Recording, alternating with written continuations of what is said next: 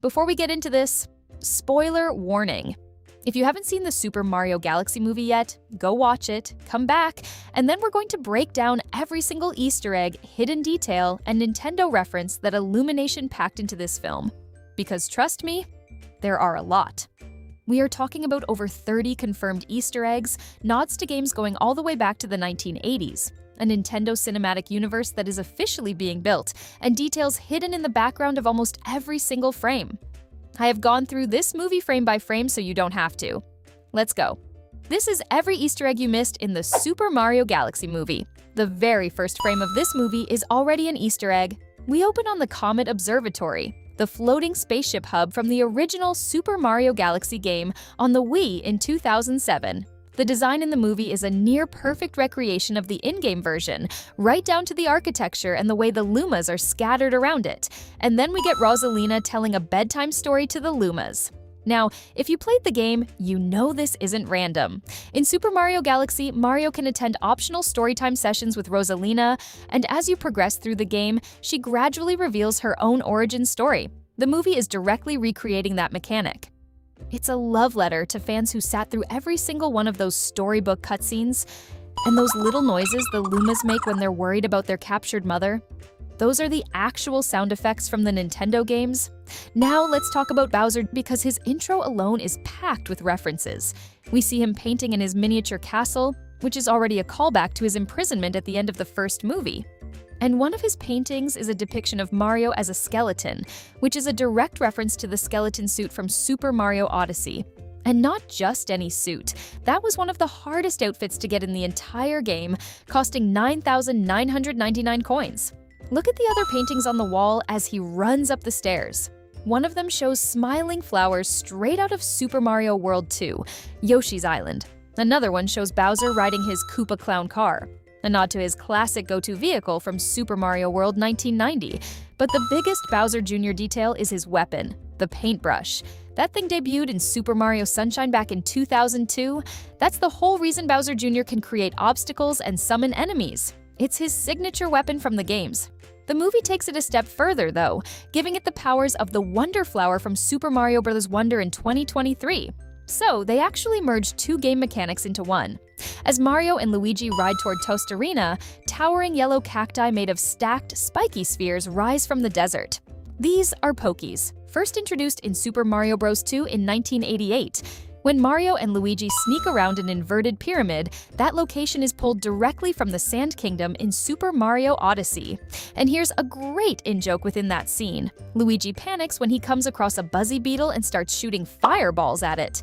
In every Mario game, Buzzy Beetles are one of the only enemies completely immune to fire.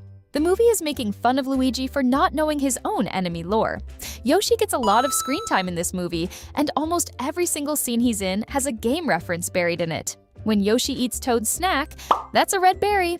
In the Yoshi games, berries are a collectible. In Super Mario World specifically, eating 10 red berries causes Yoshi to lay an egg with a mushroom inside. And during Yoshi's time in Brooklyn, we get a brief Donkey Kong cameo. No Seth Rogen voice lines, unfortunately. But the scene actually recreates the original 1981 arcade Donkey Kong game, which was Mario's very first ever appearance in anything. Oh, and Yoshi eats the same dog that Mario and Luigi clashed with in the 2023 movie. It's a full callback to a throwaway gag from the first film. That level of continuity is insane. When Mario and Luigi return home and are seen in their apartment after riding bikes through the desert, look at the TV in the background. The Excitebike home menu is on the screen. Excitebike was a classic NES racing game from 1984.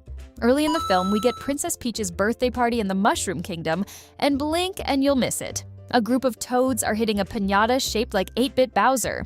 That is Bowser's design from the original 1985 Super Mario Bros. On the NES, his very first ever appearance.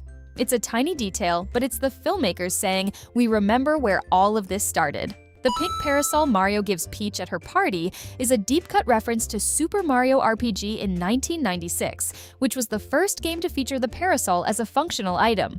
When Princess Peach and Toad reach Bowser City, a big spinning Nintendo logo from the N64 era can be seen on top of one of the buildings. During a mission to protect the Mushroom Kingdom, Mario activates an ice flower to project ice balls to freeze people. The item first appeared in Mario and Luigi. Partners in Time in 2005. The frog suit worn by Luigi in the Mushroom Kingdom first appeared in Super Mario Bros. 3. At the Gravity Casino, Princess Peach gives Toad a penguin suit provided by a slot machine. The penguin suit appeared for the first time in New Super Mario Bros. On Wii in 2009. In the background of the casino, listen carefully. You can hear a jazzy arrangement of Jump Up Superstar, the theme song from Super Mario Odyssey. It's not obvious. It's not meant to be.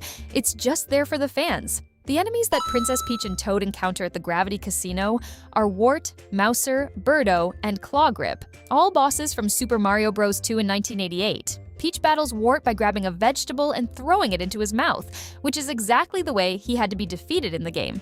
The movie reimagines Peach and Rosalina as sisters, unlike the Super Mario games, where they aren't related. The small, plant-like creatures known as Pikmin make a literal mini cameo in the Super Mario Galaxy movie, popping out of a tiny rocket in the Gateway Galaxy. Shigeru Miyamoto has made it his personal mission to sneak Pikmin into everything Nintendo touches. The Gateway Galaxy hangar bay might be the single densest area in the entire movie for hidden details. Let's go through them one by one. First, sitting in the background of the hangar is a Super Nintendo Entertainment System controller. Just resting there, no one calls attention to it. It's purely for eagle-eyed fans to spot. Then there's My name is Rob. Robotic Operating Buddy, the robot peripheral that launched alongside the NES in 1985.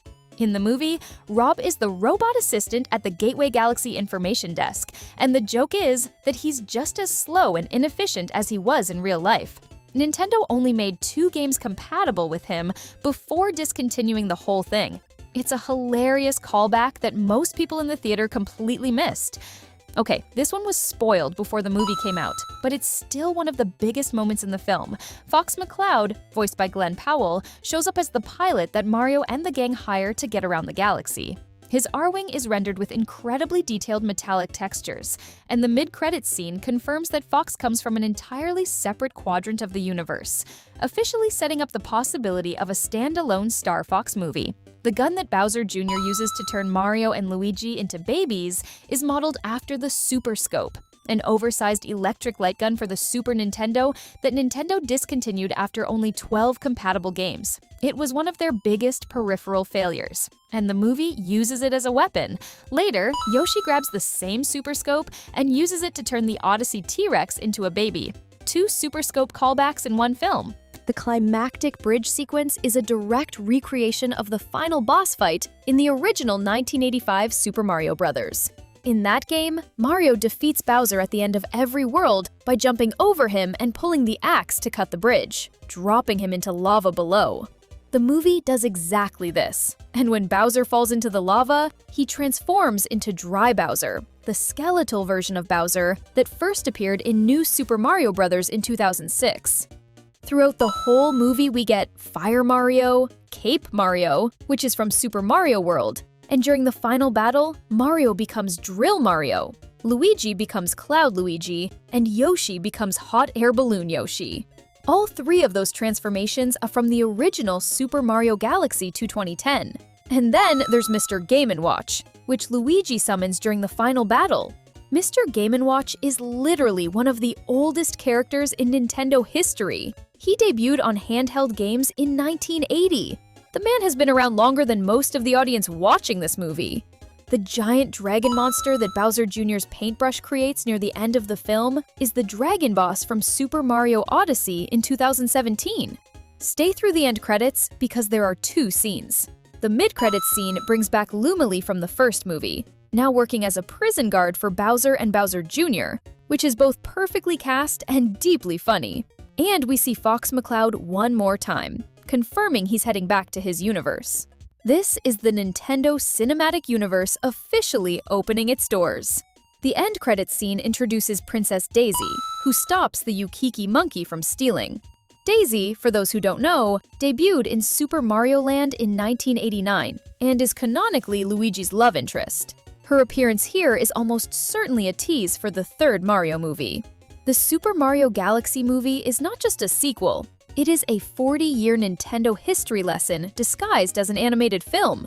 Illumination hid references to the NES, SNES, N64, Wii, DS, and every major Mario game in between across nearly every frame of this movie.